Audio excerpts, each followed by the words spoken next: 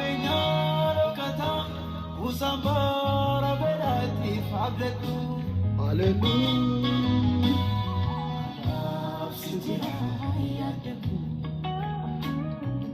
Nafsi jirayan. Nafsi jirayadu. Nafsi jirayan. Nafsi jirayadu. Nafsi jirayan. Nafsi jirayadu. Nafsi jirayan. Oh Waaqayyo ati jirta. Hallelujah.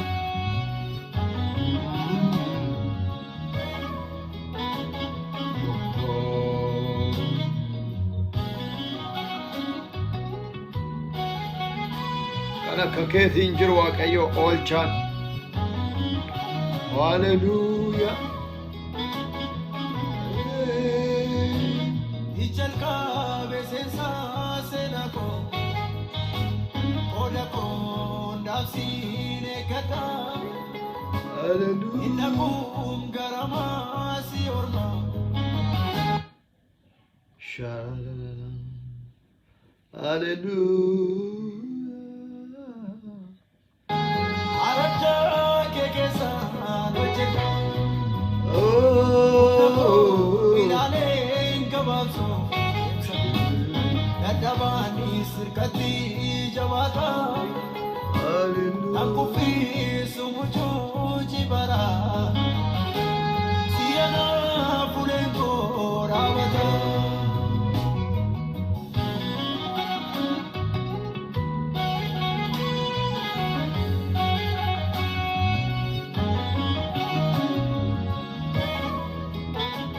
Hallelujah. Maqaan Waaqa kennaa kan ulfaate haa ta'u.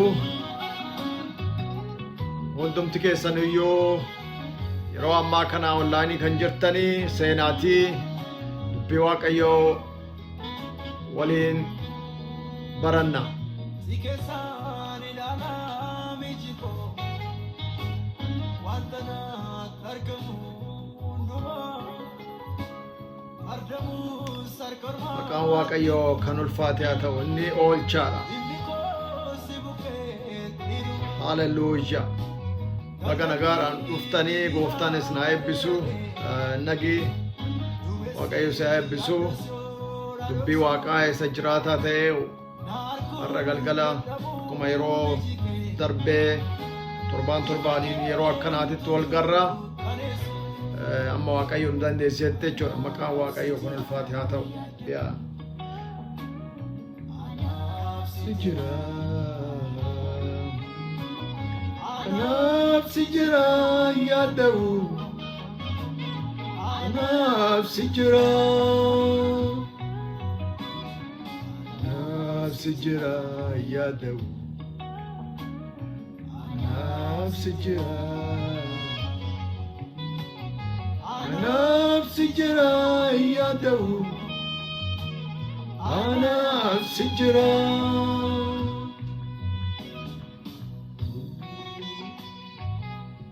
Hallelujah. Hallelujah. Maqaan Yesuus ka ulfaate haa ta'u. Hallelujah. Yesuus gooftaadha. Sagalee Waaqayyoo keessaa har'as wajjin ilaalla. Mata duree irratti argitanii Waaqayyoon diinota jalaa ooluu kan jedhudha. Waaqayyoon waan gara biraatiin miti, beekumsaanii miti, humnaanii miti, waan tokkoon illee miti.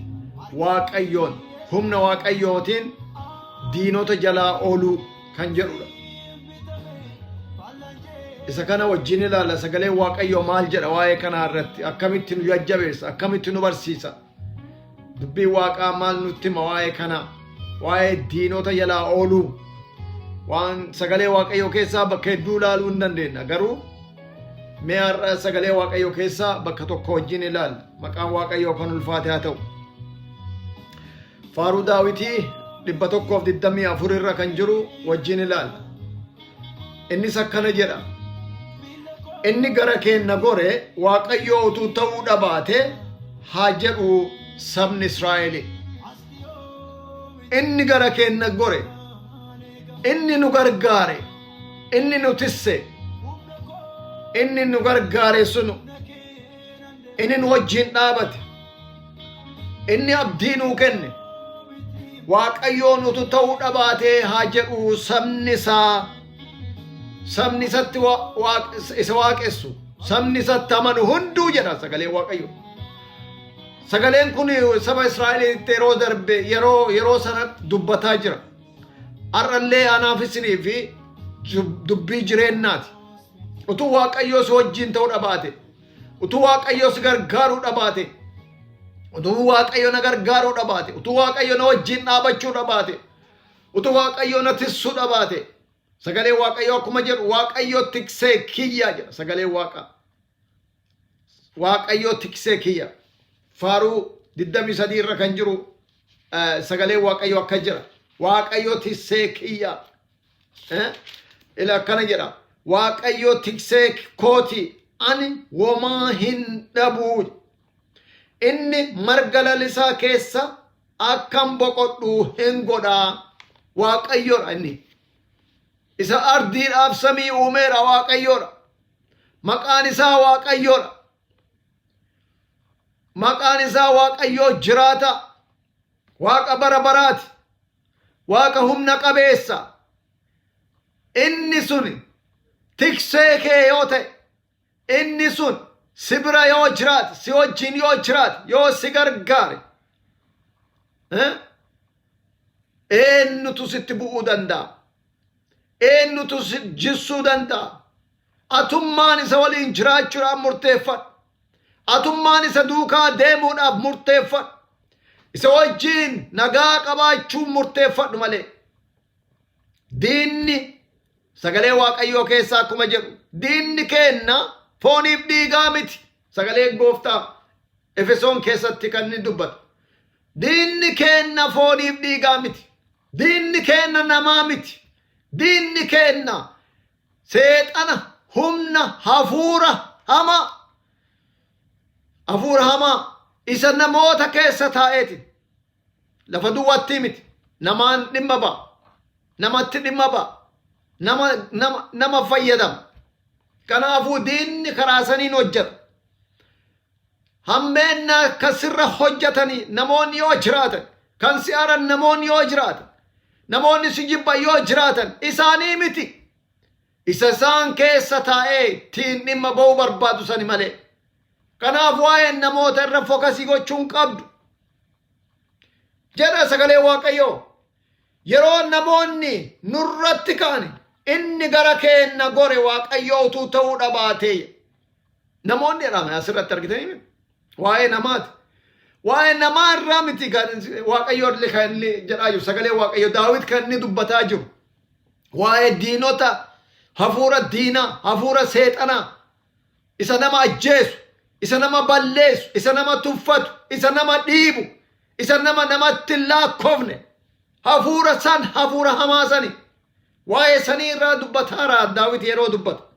Utuu Waaqayyoon wajjin ta'uu dhabaate, yeroo namoonni nurratti ka'anii inni gara keenya goree Waaqayyoo utuu ta'uu dhabaate, silaa yeroo aariin isaanii nurratti boba'ee sana isaan fayyatti nu liqimsu turanii. Nu liqimsu turanii. Yeroo kana egaa yeroo sagalee Waaqayyoo keessa deemnee yeroo laallu saba Israa'elii diinota baay'eedhaan marfamee isa ture. Bara baay'ee ammas taanaan diinota baay'eedhaan kan marfameedha. Saba Israa'elii inni jedhamu kun. Saba kana Waaqayyoo hin filate. Maal godhuudhaaf isaan filate? Moodelii godhuudhaaf isaan filate. Garuu isaan akka inni barbaadisanitti hin jiraanne. Eebba isaa garuu kenneeraaf. Waaqayyo takka eebbisee ennaan duubatti hin deeffatu. Hin deeffatu Waaqayyo. Yaada hin jijjiiratu Waaqayyo. Si waamee ennaan yaada hin jijjiiratu. Si kaasee ennaan yaada hin jijjiiratu. Situ irraa jijjiirama malee, anatu irraa jijjiiramuu danda'a malee, Waaqayyo yaada isaa hin jijjiiratu. Inni an dubbadhe utuu hojiin hojjenne gara kiyyan deebi'u inni jedhe sun amanamaa waan ta'eef maqaan Waaqayyo kan ulfaate haa ta'u. Inni amanamaadha. Kanaafuu silaa maal taanee turre jedha sagalee Waaqayyo. Silaa yeroo aariin isaanii nurratti boba'ee sana isaan fayyatti nu liqimsu turaniya. Garuu oollee maqaan Gooftaa kan ulfaate haa ta'u. Gooftaadhaan kan ooltanii jirtu. Waaqayyo kan isin gargaaree jirtu. Waaqayyo kan isin wajjin ba'ee jirtu. Eessa jirtan amma Waaqayyo wajjin? Hidhanni isin Waaqayyo wajjin qabdan sun amma eessa jira? Eessa ga'ee jira? Maqaan Gooftaa kan ulfaate haa ta'u. Eessa jira? Hidhanni Gooftaa wajjin qabdan sun eessa jira? Inni kaleessa isin jaalatee isin waame. Inni kaleessa ilma kiyya intala tiyya isin jedhe sun isa wajjin hidhanni ati qabdu akkamiidha? Waa'ee isa darbee miti amma kan Waaqayyo laal. Isa har'aati. Har'a jireenya keeti. Yaada Waaqayyo keessatti eessa jirta? Gaafii kana deebii ka deebisuu dandeettu ofumaa keetiif. Waaqayyo waliin maqaan Waaqayyo kan ulfaate ta'u. Wangeelli nu lallabnu isa kana. Wangeela nama oolchuudha. Wangeela nama dhaabuudha. Wangeela jireenya namaa kennuudha. Wangeela fofoo nama ceesisuudha. Wangeela yaada Waaqayyoo tajaajiluu danda'uudha. Maqaan Waaqayyoo kan ulfaate haa ta'u.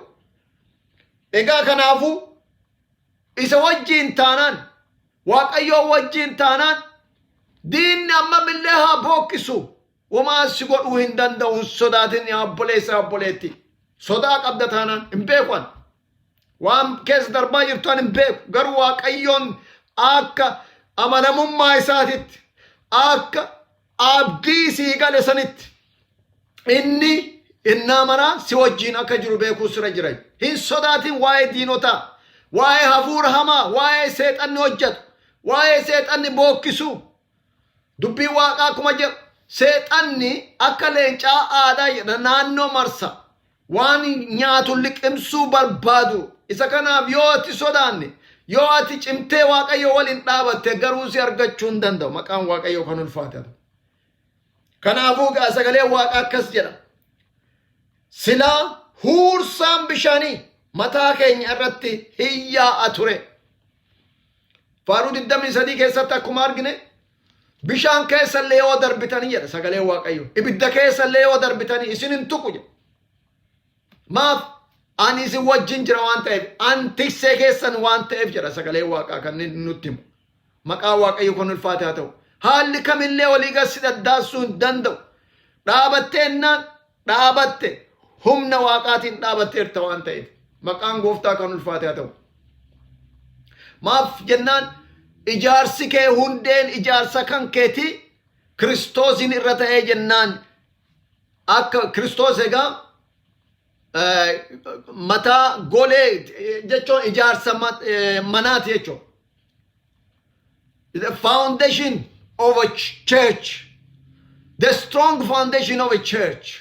Jesus. If you build your life upon him. Isarratti yaada kee ijaartee jennaan. Wanti sosochoosu tokkollee jiraachuun irra hin jiru jechuudha. Maqaan Gooftaa kan ulfaate. Kanaan akka dhaabattan, akka jajjabaattan sagalee Waaqayyoo har'a inni nutti dubbataa jiru. Silaa attam taana ture. Utu Waaqayyoon qabaachuu dhabaannee jedha sagalee Waaqayyoo. Utu Waaqayyoon qabaachuu dhabaannee silaa akkam taana ture. Maqaan Gooftaa kan ulfaate haa ta'u. Dhugaa isinitti himaa ilame. Dhugaa Kiristoos isinitti hima. Kiristoos Yesuusin harka qabattee jennaan isa waliin muxxinni jettee qabattee jennaan hin kuftu. Hin kuftu. Yeroo hundumaayyuu hin dagaagda. Yeroo hundumaayyuu hin jabaatta. Maqaan Gooftaa kan ulfaate haa ta'u. An sitti maa obboleessa kiyya. Obboleettii tiyya. Har'a sagalee kana kan dhageette. Isa waliin jireenya kee haareffachuu sirra jira. Dhaaba kee midhaaffachuu sirra jira.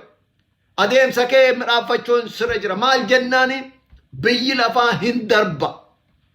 Biyyi lafaa wanti biyya lafaa keessa jiru hundumtuu hin darba. Kan hin darbine bara baraan kan jiraatu garuu dubbii sagalee Waaqayyooti isa nama jabeessu, isa nama dhaabuudha.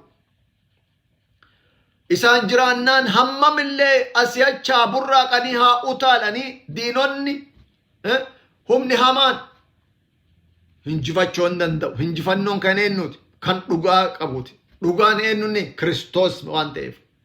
Dhugaa kan qabu yeroo hundumaayyuu hin injifata. Dhugaa kan qabu yeroo hundumaayyuu hin injifata. Dhugaan eenyullee miti. Dhugaan Kiristoos Yesuus. Maqaan Waaqayyoo kan ulfaate haa ta'u. Waaqayyo inni afaan isaanii keessa nu hin buusin ulfinnaan haa jajamu. Afaan isaanii keessa nu hin buusin nu oolche jechuudha bakka. Nu oolche. Si oolche. Ooluu kee si dhagameera akka sa'a kanatti. Waaqayyoon ooluu kee. Waaqayyoon dhaabachuu kee. Waaqayyoon deemuu kan kee. Har'allee Waaqayyoos dhaabee akka si deemsisaa jiru. Maqaan Waaqayyoo kan ulfaate haa ta'u. Isa kana beekuu nu barbaachisa. Hallelujah. Akkana faaruu kana caqabneetti deebina bee.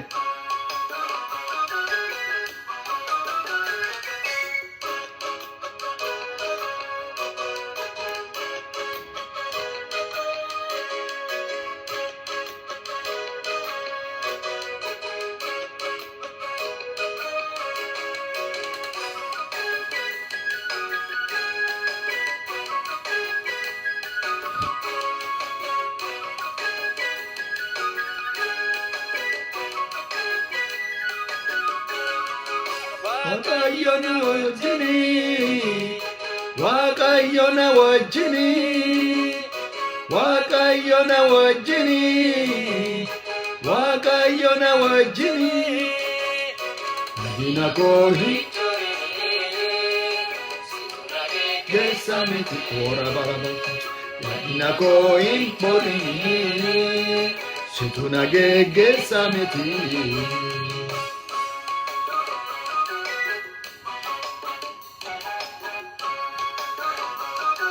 Hallelujah.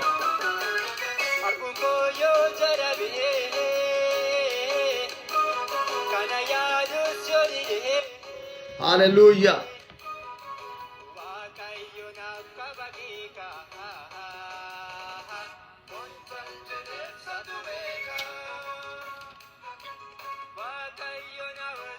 Waaqayyo na wajjini. Kanaafuu inni si wajjin yoo ta'e, inni si gargaaraan, inni si tissinaan, inni si waliin ta'uu isaa amantee deemtee yennaan diinichi akkanumaan joora. Homaa godhuu hin danda'u. Humnallee hin qabu. Yaaluu danda'a. Si kuffisuudhaaf yaaluu hin danda'a. Garuu hin danda'u ati amantii keetiin cimtee yennaan. Humna isaa uffattee deddeebitee yennaan. Maqaan Waaqayyoo kan ulfaate haa ta'u. Humni isaa cimaa waan ta'eefu. Humni isaa akka mana dhagaa irratti ijaarameeti. Mana ashawaa irratti ijaaramee oduu hin taane mana dhagaa irratti ijaarame. Bubbeen fedhe yoo bubbise, lolaan fedhe yoo lola'e, ati dhaabattee jiraattee jechuudha. Maqaan Gooftaa kan ulfaate haa ta'u. Iyyaadattumi Maatiyos 17 keessatti Gooftaa Yesuus Kiristoos Phexroosiin ati dhagaadha jedheen. Dhagaa kanarratti waldaa kiyyan ijaara. Dhagaa jechuun egaa baay'ee faawundeeshiniin isaa yookiin hundeen ijaarsa isaa cimaa ta'uu isaa mul'isuudhaaf Gooftaan kan hin dubbatu. Faawundeeshiniin jireenya isaa dhaaba isaa mul'ata inni itti kennuu barbaachisan irratti dhaabatee kan deemu jechuudha. Maqaan Gooftaa kan ulfaate haa ta'u. Kanaafuu dhaabni kan kee eenyudha? Akkamitti dhaabattee deemaa jirta? Yaada kamiin deddeebi'aa jirta? Yaada Waaqayyootiin moo yaada kamiin deddeebi'aa jirta? Yaada Waaqayyootiin dhaabattee ennaan ati kophaa kee dhaabattee ennaan yaada Waaqayyoo ta'e. Uma tokkoon taatu yaada Waaqayyootiin dhaabattee jennaan. It's not about how many people. It is about how you stood firmly with the foundation of the Lord Jesus Christ. You know? Kiristoosii waliin dhaabachuu kan keeti. Dhugaa isaa waliin dhaabachuu kan keeti. Yaada isaa waliin dhaabachuu kan keeti. Adeemsa isaa wajjin dhaabachuu kan keeti. Mul'ata isaa qabattee deemuu kan keeti. Maaf hundumtuu waamameera. Ka waamame keessaa immoo ka awwaatee hojii isaa hojjechuudhaaf kan inni waamame jechuudha. Maqaan Waaqayyoo kan ulfaate. Ka waamame keessaa kan awwaate kunoo asin jiraan ergadhu kan jedhe. Inni sun egaa mul'ata Waaqayyoo qabatee fofoo isa deemuudha jechuudha. Mul'anni Waaqayyoo ammoo maal inni? Wangeela Kiristoos isa labsuudha. Nagaa Kiristoos labsuudha. Yaada Kiristoos labsuudha. Akka ijoollee Kiristoositti kaleessa keessa hin jiraannu. Akka yaada ijoollee Waaqayyootitti kaleessa keessa hin jiraannu. Kaleessa keessa haaraa deemna waan ta'eef. Kaleessa keessa kan jiraatu ijoollee Waaqayyootii miti. Dheengadda keessa kan jiraatu ijoollee Waaqayyootii miti. Yeroo hundumaayyuu yaada Waaqayyoo keessa kan jiraatu warra hafuura Waaqayyootiin deddeebi'aniira. Maqaan Waaqayyoo kan ulfaate haa ta'u. Har'a yaa obboleessa kiyya sagalee kana kan dhageette kakuu Waaqayyoo wajjin qabdu sani eessa keetteerta? Ani beeku eessa akka keetteertu. Garuu dhaabadhu jabaadhu. Isa waliin dhaabadhu jabaadhu. Inni sin gatu. Inni si wajjin jiraachuu barbaada. Inni si wajjin jira waan ta'eef.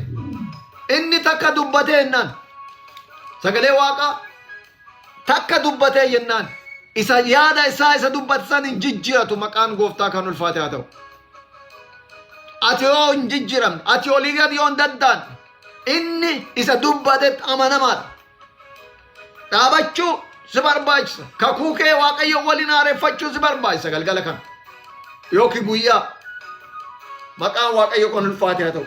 Kanaafuu sagalee Waaqayyo akka simbirroon kiyyoo adamsituu jala baatu nuyisi isaan jala hin baane. Diinota jala hin baane. Ajjeechaa diinaa jala hin baane.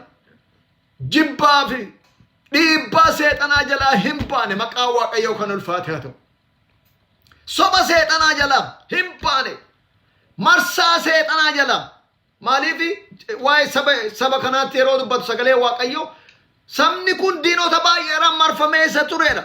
Waaqayyo garuu achuma keessatti isaan oolche. Waaqayyo achuma keessatti isaan tisse. Maaf sagalee isaatiin isin wajjin jira, isin eega. Waan jedheef dubbateef. Hammamillee cubbuu hojjetani, hammamillee isarraa fagaatani, hammamillee yeroodhaa gara yerootti. Waaqayyo irraa fagaataniyyuu garuu Waaqayyo waan dubbate san raawwachuun inni gahee isaati. Maqaan Waaqayyo kan ulfaate haa ta'u. Har'a immoo obboleessa kiyya obboleettii tiyya Kiristoosii waliin jaalala Kiristoosiif qabdu san isa yeroo ijoollummaa isa wajjin qabdu san har'a deebiftee haaressiteeti. No matter what deebitee Waaqayyo waliin araara buufteeti. Tarkaanfii kee Waaqayyo waliin deemuu ofofoo itti cimuu sira jira. Maaf Waaqayyo akkanumaan miti kas waamee jiru. Yeroo kee balleessituufi yeroo kee naa balleessinuufi miti kan waame. Yeroo kee natti fayyadamuudhaan. Maaliif yeroo nu kenname kun ammoo yeroo nurraa fudhatamu jira waan ta'eef.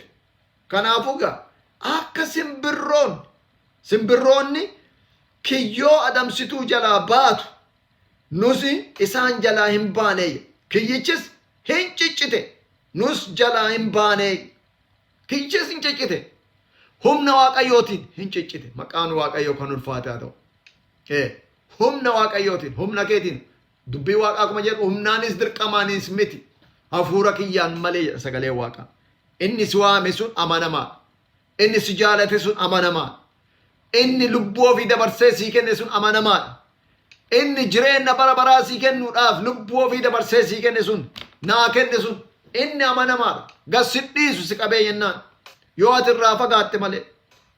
Yoo ati gadhiiste malee inni gas si dhiisu. Kanaafuu jireenya kan kee Waaqayyoo waliin isa qabdu haareffadhu. Maqaan Waaqayyoo kan ulfaate haa ta'u. Haareffadhu Waaqayyoo waliin jireenya jiraachuu sanitti. Jireenya Gooftaa waliin jiraachuu sanitti haareffadhu isa waliin jiraachuudha. Maqaan Gooftaa kan ulfaate. Lakkoofsa 8 irratti maqaan Waaqayyoo isa Waaqaaf lafa uume nu gargaarsa arganneerra. Isaan gargaarsa arganneerra. Sidhagamaa gargaarsi Waaqayyoo. Do you feel how much God has been helpful in your life? How much God has been helpful in your life? once he speaks, once he said that I will be with you, he is there always until you turn away from him. Praise God. Hallelujah. Maqaa Waaqayyoo kan ulfaate ta'u. Kanaafu, you need to renew your commitment with God. If you have really loosened your commitment with God, you need to renew. You know, Waaqayyoo waliin kakuu kee haareffachuu irratti jabaachuu si barbaachisa. Don't listen to the enemies, the lie of the devil, because God has called you for his purpose, because God has loved you for his purpose. You know, inni si jaalate fannoo qaraaniyoo irratti lubbuu ofii amma dabarsutti si jaalate. Maqaan Waaqayyoo kan ulfaate haa ta'u. Kanaafu atin maal gochuu sirra jira? Atin maal gochuu sirra? Jireenya kee isa wajjin haareffachuu si barbaachisaa jechuudha. Sagalee Waaqaa akkuma jedhu asirratti inni lubbuu anattiin deebisa, maqaa isaatiif jedhee daandii qajeelaa irra na geggeessaa jedha. Waaqayyo maaf? Inni lubbuu anattiin deebisa, maqaa isaatiif jedhee. Maqaa isaatiif maqaan isa sirratti waamameera waan ta'eef. Isatti amantee maqaa isa sirra waamameera waan ta'eef. Kakuu sirraa qaba waan ta'eef. Kakuu sirraa qabu saniif jedhee maal jedha? Hin oolcha, lubbuu kee hin oolcha. Maqaan Waaqayyoo kan ulfaate ta'u. Kanaafuu Waaqayyoo inni diinota jalaa inni nu oolchu sun amanamaadha. Inni amanama. Maqaan Gooftaa kan ulfaate haa ta'u. Kanaafuu isaan ooluudha. Diinota jalaa ooluudha. Humna seexanaa jalaa ooluudha. Waaqayyotti qabamtee jiraachuun siif anaaf barbaachisaa. Soba seexanaa hin dhagahin. Soba seexanaa hin dhagahin. Sobni seexanaa yeroo hundumaayyuu soba waan ta'eef. Inni abbaa sobaati jedha sagaleen Waaqayyo. Abbaa sobaati inni. Sobaan waa hundumaayyuu hojjeta waan ta'eef. Maqaa Waaqayyoo kan ulfaate haa ta'u. Kanaafuu akkuma Waaqayyo si jaalatetti, akkuma Waaqayyo si waametti dhaabbadhu amma dhumaatti. Amma gaafa Gooftaa Yesuus Kiristoos deebi'ee dhufuutti dhaabadhu. Isa eeggadhu. Isa waliin jabaadhu. Isa waliin guddadhu. Waa'ee namaatii miti. Waa'ee naannootii miti. Waa'ee sagalee naannootti wacuu miti. Waa'ee sagalee Waaqayyoo isa si dubbate. Hafuurri Waaqayyoo sitti dubbatuu sani. Kabajuu sirra jiru. Maqaa Waaqayyoo kan ulfaate haa ta'u. Inni nu oolche. Inni amanamaadha. Inni nu oolche. Inni amanamaadha. Maqaan Waaqayyoo kan ulfaate haa ta'u. Kanaafuu yaa obboleessaa har'a waamichi kiyya maal inni kan akka gorsaatitti kan isinitti himu. Diinni yeroo hundumaayyuu sagalee Waaqayyoo akkuma jedhu Hongeela Yohaannis 10 keessatti diinni ajjeesuudhaaf balleessuudhaaf dhufaa jira. Lubbuu kee balleessuudhaaf, mooraalii kee ajjeesuudhaaf, wamaa gatiin qabdu bakka eessa ammaachi gatiin qabdu siin jechuudhaaf. Maal ammaachi maal gatii maal qabda siin jechuudhaaf.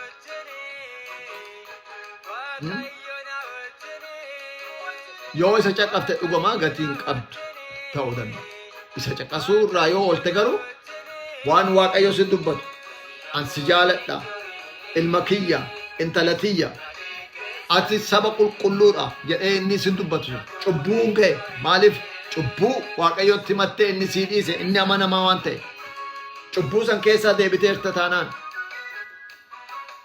maqaan Waaqayyoo kan ulfaate haa ta'u. Kanaafuu yaada inni hamaan sun, inni dukkanaa sun, inni wanni isaa kijiba isa ta'e hunda soba isa ta'e san utuun caqasin yaada Waaqayyoo keessatti cimtee jiraachuun baay'ee barbaachisaadha siif. Anaafis maqaan Waaqayyoo kan ulfaate haa ta'u. Kanaafuu akka yaada Waaqaatti kan waamamanidha sagalee Waaqayyoo. Akka yaada isaatitti, akka jaalala isaatitti kan waamaman, jireenya isaatitti kan waamaman. Wanti hundumtuu gaarummaadha. Wanti ati keessa darbaa jirtu hundumtuu gaarummaadhaaf yaada Waaqayyoo keessa jiraattennaan. Yaada Waaqayyootiin deddeebi'ee aarta taanaan. Waaqayyoon maxxantee deddeebi'ee aarta taanaan. Wanti ati keessa darbaa jirtu bu'aa ba'iin ati keessa darbaa jirtu hundumtuu gaarummaadha. Maaliif si ijaaraara, si hojjetaara, si jajjabeessuudhaaf Waaqayyo dhuma isaa maaliif Waaqayyo takka si jaalatee nan kas si dhiisuun barbaadu. Hagamillee ati dhidhiibattu. Wangeela Luqaasii 15 keessatti waa'ee mucaa badee hin yaadattu. Mucaan kun ilmi kun mana abbaa isaati. Qabeenya koonaaf waan nagaa hundumaayyuu naa kennaa jedhee fudhatee erga deemeen booda waan hundumaayyuu fide. Bakka itti tole jireenyi biyya lafaa akka gaarii itti tole. Hin bashannane bakka hin gammade. Gammachuu yeroo gammachuu dhuma hin qabne. Gammachuu eessaayyuu nama hin geessine. Takka dhumatee naan daassin. Gammachuun dhugaa garuu eessarraa dhufa? Waaqayyo irraa dhufa waan ta'eef maqaan Waaqayyo kan ulfaata. Kan nuti ilaaluun nurra jiru gammachuu Waaqayyo irraa argannu. Akkuma gooftaa Yesuus Kiristoos wangeela Yohaannis keessa jedha. Nagaan ani isiniif kennu kan biyyi lafaa isiniif kennu caalaa jedhama. Biyyi lafaa nagaan kan isaan kennan isa temporary. Yeroodhaaf. Biyyi lafaa egaa maalidha? Kan Kiristoosiin hin qabne jechuudha biyya lafaa jechuudha. Nagaan Kiristoosii garuu argitee ofofoo si deemsisa. Yaada ofofoo si akka deemtu gargaara. Si jajjabeessa malee sin ajjeesu. Inni kan seexanaa ammoo inni kan diinaa ammoo maal godha? Wamattuu sin laakka'u, namattuu sin laakka'u. Nama maayyuu siin jechuu hin danda'u. Vaaliyuu tokko sii kennuu hin danda'u. Si ajjeesuudhaaf, si balleessuudhaaf malee akkuma sagalee Waaqayyoo jedhu. Seexanni ajjeesuudhaaf, balleessuudhaaf dhufe. Ilmi Waaqayyoo ammoo jireenya kennuudhaaf, jireenya irraa hafa. Kanaafuu inni nu oolche sun, inni nu akka diinonni keenya silaa ilkaan isaaniitiin nu nyaatanii nu fixanii turani. Inni nu oolche sun amanamaadha haa jedhu saba Israa'el jedha sagalee Waaqayyo. Ar'aniifat deebineet Waaqayyoon akkasitti yoo jajanne, yoo galateeffanne, yoo waaqeffanne, Waaqayyo nutti gammada. Humna isaa deebi'ee nuuf erga maqaan Waaqayyoo kan ulfaate haa ta'u. Kanaafuu kiristaanechoon isa kaleessaa keessa isa jiraatu miti. Isa kaleessaaf dheengaddaa baroota darbanii keessa yaadaa isa jiraatu miti. Kiristaanechoon warri Kiristoositti amanan jechoon warra jireenya isaanii haareffataa. Araara Waaqayyoon irraa argataa. Araara Waaqayyoon gaafataa. Guyyaa guyyaatti guddinaa gara guddinaatti hafuuraan guddinaa gara guddinaatti deddeebi'aa kan jiraatan jechuudha. Humna san uffachuudhaan humna uffatan san irraa nammoo maal? Yaada seexanaa ammoo hin tarsaasu, hin tamsaasu jechuudha. Maqaan Waaqayyoo kan ulfaate haa ta'u. Adha yaa obboleetti yaa obboleessaa. Sagalee kana isa dhageettan faaruu 124 irraa laalaatiin turre. Faaruu 124 irraa laalaatiin turre. Inni utuu Waaqayyo ta'uudha baate. Waa'ee diinaa laalaatiin diinni dhugaa Kiristoos isinitti hima. Diinni namaa miti obboleewwan kiyya. Diinni namaa miti. Hafuura hamaa isa nama keessa taa'ee waan hamaa hojjetudha diinni. Isa nama dhiibuudha diinni. Isa nama jibbuudha diinni. Isa nama diiguudha diinni. Diinni hafuura hamaadha. Kanaafuu namarratti quba qabuu hin qabnu. Namatti quba qabuu hin qabnu. Namaa miti isa hafuura isa duuba taa'ee hojjetu san irraa maal godhu nurra jira jechuudha. Kadhannaadha irraa cabsuun nu barbaachisa jechuudha. Namoota sanii namni maal godhu qabna? Ammachuu qabna. Argitee gara yaada Waaqayyootti akka deebi'an gochuu qabna jechuudha. Yaada gaarii yaada Waaqayyoo san tajaajiluu qabna jechuudha. Walitti himuu qabna jechuudha obboleewwan. Isa kanaaf isin adda galgala sagalee Waaqayyoo garaa kiyya keessa kan inni dhufe isa kanadha. Kanaafuu jabaachoo nu barbaachisa. Jabaachoo isinirra jira. Wanta argitee gara yaada kamiinillee amma yeroo ammaa kana yaada kamiinillee qabamtee jiraattennaan yoo yaada Waaqayyoo keessa deddeebite yoo yaada Waaqayyoo qabaatte wanti ati keessa darbaa jirtu hundumtuu gaarummaaf jedha sagalee Waaqayyoo Roomee 8 keessatti 28 irra nama hundumaafuu miti sagaleen kun ammoo warra Waaqayyoon jaalatan akka yaada isaatti kan deddeebi'an jedha. Hundumtuu gaarummaaf hundumtuu innaa hundumtuu jedhu waan hundumaayyuu waan keessa darbaa jirtu bu'aa bayii keessa darbaa jirtu qormaata keessa darbaa jirtu kana hundumaa keessatti. Kanaafuu maal ta'u qaba? Deebii gara Waaqayyootti yaada Waaqayyootitti galgala kan qalbii kee jijjiira beeku waan keessa jirtu beeku garuu yaada waaqayyo keessatti yaa waaqayyo sirraa booddee deebi'eera ta'a sirraa xiqqoo kokolaadheera ta'a yaada kan kee keessaa ba'eera ta'a kanaafuu galgala kana dhiisi jettee waaqayyoon kadhachuu dhiifaamsa waaqayyoon kadhachuu Yohaannis tokko sagal keessatti namni cubbuu ofii gaafate cubbuu ofii ka himate waaqayyo dhiisuudhaaf amanama sagalee waaqayyo dhiisuudhaaf amanama cubbuun dhiifama hin qabne tokko hin jiru isa tokko callaa hafuura waaqayyo arrabsuu callaadha kan dhiifama arganne hin qabaanne biyyi lafaa kanaan dura akkuma barsiisaa kanaan dura keessatti illee dubbadhu namoonni waaqayyoon afootti firdii jala wanti galanii fi waan cubbuu hojjetaniif miti yaadadha ammallee irra deebee jira namoonni waan cubbuu hojjetaniif waaqayyo ittiin faradu waaqayyo wanti firdii jala akka galan wanti isaan gosumaan cubbuu hojjetanirraa deebi'uu didduu isaaniiti garaa jabaachoo isaaniiti dubbiin waaqaa itti ulfaachoo dhabuu isaanii irraan kaka'e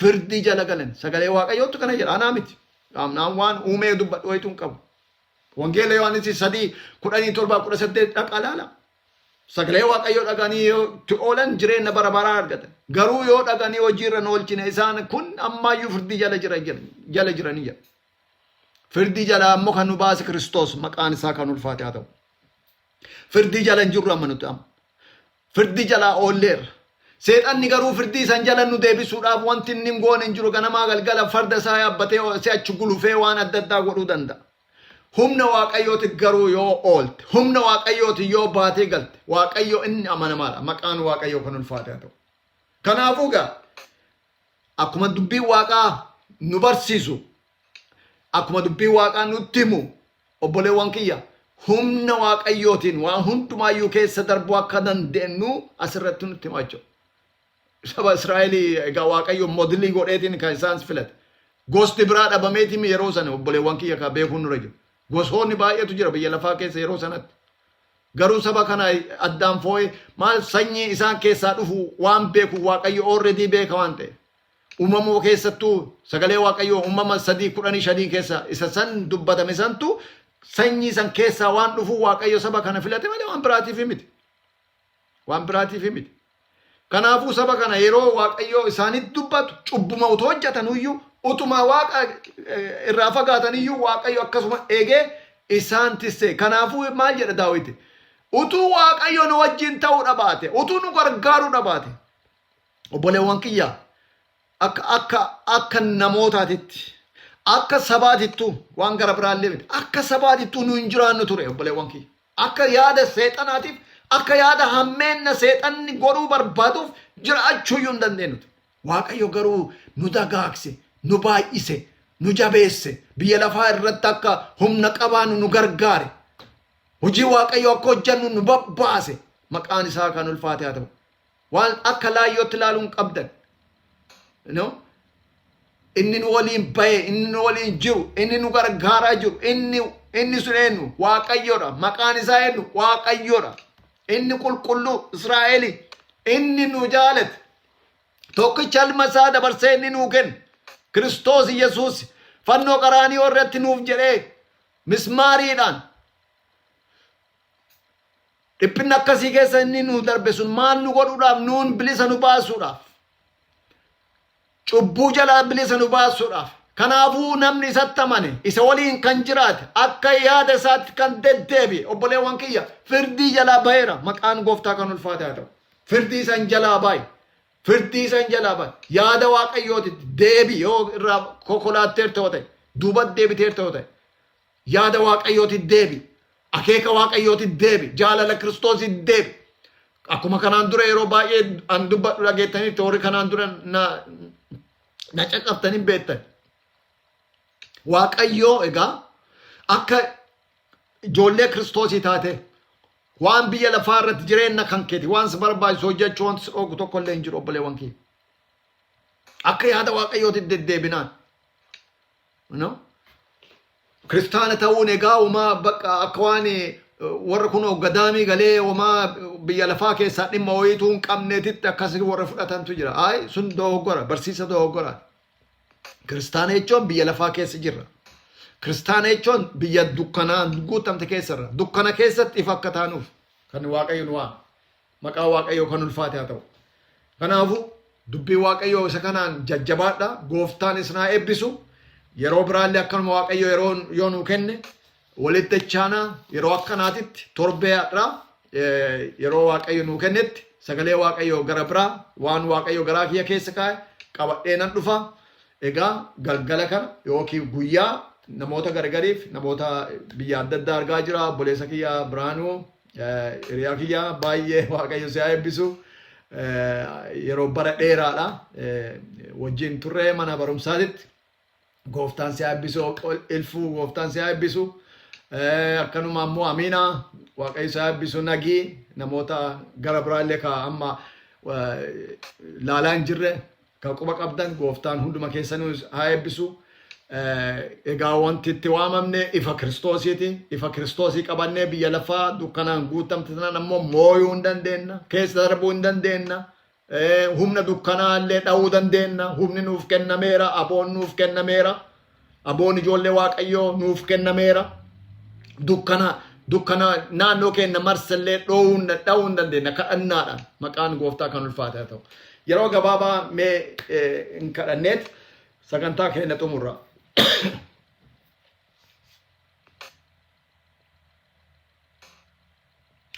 Barabaraan ol jettee isa jiraattu abbaa keenya maqaa Yesuus Kiristoosiitiin galgala kana yookiin guyyaa yaa Waaqayyo gooftaa biyya adda addaa keessatti sa'aatii adda addaati.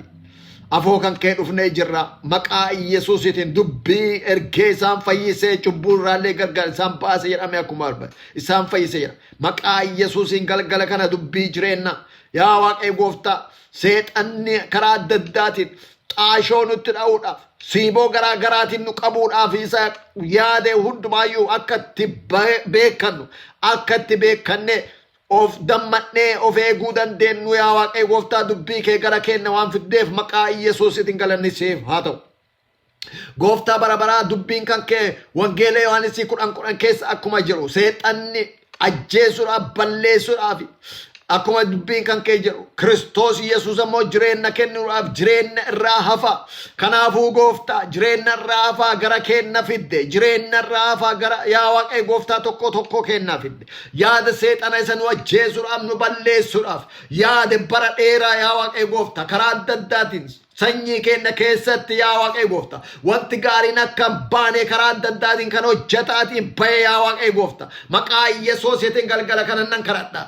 Oo garaa kiyyan beekta waan irraa kadhataarullee beekta namootaallee ifa ta'uu dhiisuu danda'a garuu yaa Waaqayyo gooftaa maqaa Yesuus Kiristoosiitiin hafuurri hamaan yaa Waaqayyo gooftaa kan nama ajjeesu kan nama dhiibu karaa adda addaatiin yaa Waaqayyo gooftaa akka hin guddanne akka nama hin taane akka saba hin taane akka yaa Waaqayyo gooftaa fofoo hin deemne karaa adda addaatiin dhiibbaa ka uumu biyya lafaa kana irratti yaa Waaqayyo gooftaa saba kana irra akka ka'ee jiru maqaa Yesuus Kiristoosiitiin kan dhaabate haa ta'u.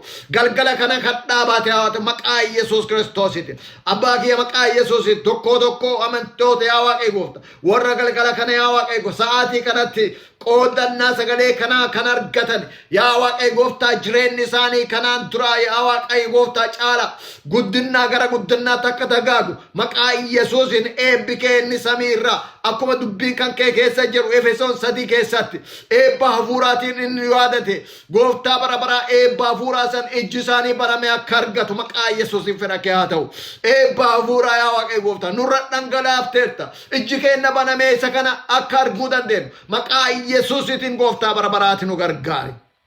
Balleessaa cubbuu keenya yakka keenya yaa Waaqayyo gooftaa waan nu yakkine namootattillee waan yakkine oo yaa Waaqayyo gooftaa maqaa Yesuusiin dhiifamallee yaa Waaqayyo gooftaa godhuudhaaf kan nu dhibe maqaa Yesuusiin yoo jiraanne galgala kana sa'aatii kana maqaa Yesuusiitiin gooftaa garaan keenya dhiifamaan haa guutamu garaan keenya araaraan haa guutamu garaan keenya yaa Waaqayyo gooftaa maqaa Yesuus Kiristoosiin akka yaada kan keetiitti taalee deebi'u kana waan gootuuf galanni siif haa ta'u. Kana waan gootuuf galanni siif haa ta'u. Kana waan gootuuf galanni siif haa ta'u. Kana waan gootuuf galanni siif haa ta'u. Maqaa Yesuus Kiristoosiitiin nu jaalatteerta galanni siif haa ta'u. yeroo hafelleen wajjin ta'e torbee addaadde akkanuma yaa Waaqayyo gooftaa akka walitti deebinu dubbii kan kee qabanne akka walitti deebinu ati nu gargaari waan nu gargaartuuf galanni siif haa ta'u maqaa gooftaa Yesuus Kiristoosiitiin aamen. Gooftaan isin haa eebbisu Waaqayyo isin haa eebbisu manni keessan haa eebbifamu ilame hojiin keessan haa eebbifamu bakki isin jiraattan ollaan isin waliin jiraattan bakki hojii keessanii o maqaa gooftaa Yesuus Kiristoosiitiin haa eebbifamu eebbi Waaqayyo isin irratti haa dhangala'u eebbi Waaqayyo akka nama Waaqaatti isin eebbisa eebbi Waaqayyo isin irratti haa dhangala'u akka yaada Waaqayyootti akka deddeebitan hafuurri qulqulluun isin haa gargaaru akka yaada Waaqayyootti inni isin jaalate inni akka isin jaalate sanitti akka deddeebitan o maqaa Yesuus Kiristoosiitiin dubbiin kiristaanummaa guddina hafuuraati malee yaa Waaqayyo gooftaa maqaa Yesuusiitiin dhaabachuu miti deemuudha malee guddachuudha yeroodhaa gara yerootti waan dhaabatuu miti amma gaafa Kiristoos dhufuutitti guddina kanaafuu inni kun yaanni kun isin keessaa bul maqaa Yesuusiitiin kana waan gooteef gooftaa si galateeffadha haleluuyaa Yesuus isin haa eebbisu yeroo biraa walitti deebinaa eebbifamaa nagaan bulaa nagaan oolaa warri ooltan Yesuus gooftaadha haleluuyaa.